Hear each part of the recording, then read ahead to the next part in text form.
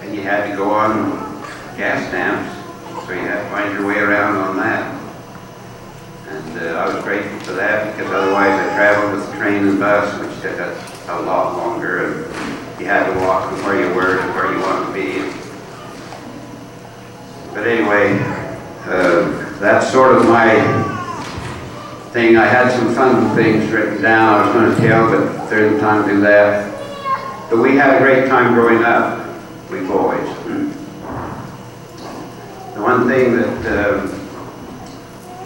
and I have told many times, is that our mother used to read us the restoration of the gospel and other good stories, Bible stories. I remember there used to be a serial around in the Deseret News that she would read to us, and we were delighted with that. But that was where I gained my testimony of the gospel. And it's remained with me just as firm as it was. And I've told you, some of you, that I got a mental picture of what happened in the story of Joseph Smith that became as real as if I were there, and I visited places, and my mental picture is very accurate. So maybe I was there, who knows. It was before I was born, but in the spirit I could have been there, Lord permitting. Anyway, I'm grateful to be here.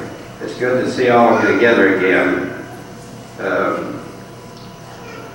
This extended family has to sometimes take care of other things along the way, as well as getting all of us together, but it's good that we can be together as much as we can. And I hope we all enjoy our day together. Now, I guess, okay, I think my family they must have a song. It's been just over a year ago that Uncle Delmar passed away as a result of an automobile accident. So he is the oldest one in the family, so I'm taking a few privileges, and I would like to, first of all, just tell you how much I miss Delmar. He was a real good big brother to me.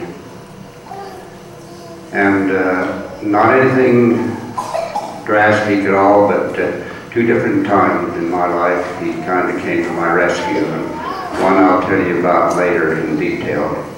But the first one here is when Geneva and I moved to Idaho. We moved on to a farm to develop a farm, really.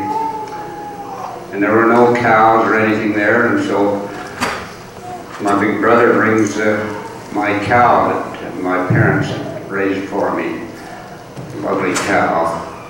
And they brought her up there, and we sold milk to a lot of the people. She was a real producer. So that's the first of the activities. And then the other one is when I had polio, and I'll get into that in just a minute. The next item that becomes my responsibility to do is to introduce June. Now, I don't think Arnold really introduced June here. Does everyone know June? If you don't, get acquainted with this delightful lady.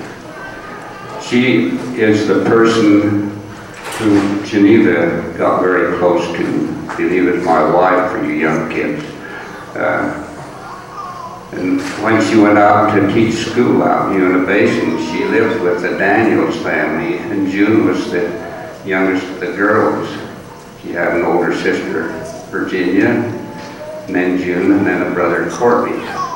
Well, Geneva lived with them, and as a result, she developed a very, very fond relationship with them. And I've always appreciated June.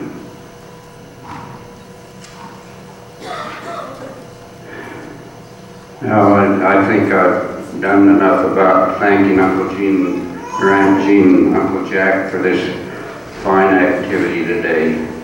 They have done very well to put together things to remind us of our roots. And we had a delightful evening over at their place last night. Now I want to tell you about these will be kind of quick. My war stories are pretty limited because I was the coward of the family. I never went overseas. So I don't have those stories to tell. I just have one or two that I guess it's about as bad as if you're in combat sometime, but I'd like to tell you first of all about when I had polio.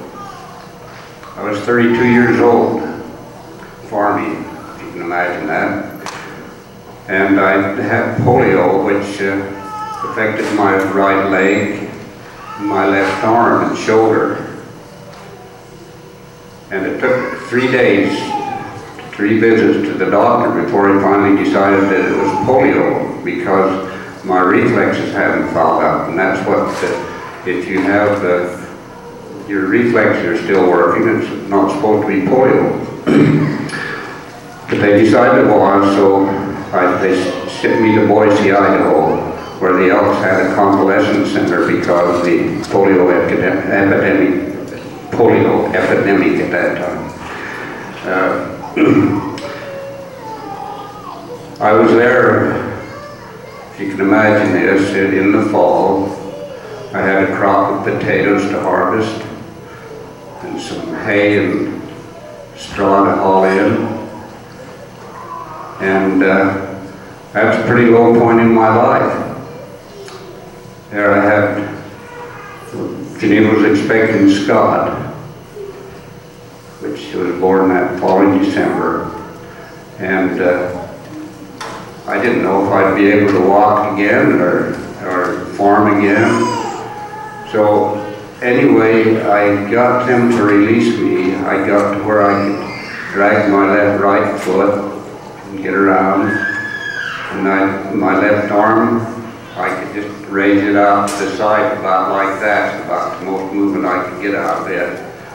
But I was getting a little bit better, and they let me go home to see to get my potatoes harvested, and this is where my big brother came in. Delmar came with his truck, and we were going to see what we could do about getting my potatoes harvested. You know, just the greatest thing happened. And I don't believe that I've ever properly thanked these people, but the next morning after I got home, there were tractors and trucks pulling in onto my land, potato diggers, and they harvested my potatoes and hauled my straw in. Got this all done, and just a little bit left over to finish up on Saturday. And it wasn't only members of the church, it was other good people around there. The Hunt Project practically all turned out, but also people from Hazleton and Eden came out.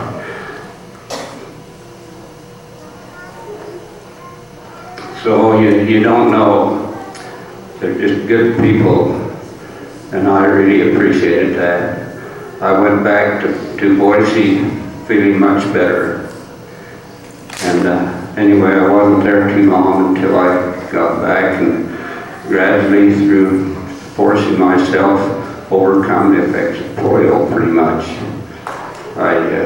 My good friend Sylvan Bodley, who was running the church welfare farm across the road from us, he took care of my livestock and milked my cows and all of that, and he's just a great person.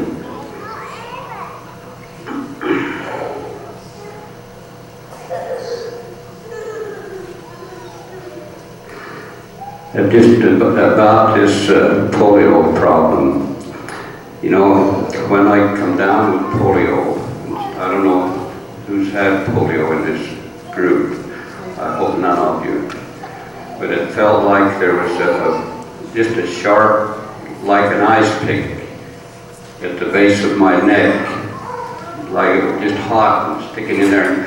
I couldn't get any relief no matter what Geneva rubbed it, and didn't give me any relief at all. But anyway, then that eventually dissipates as I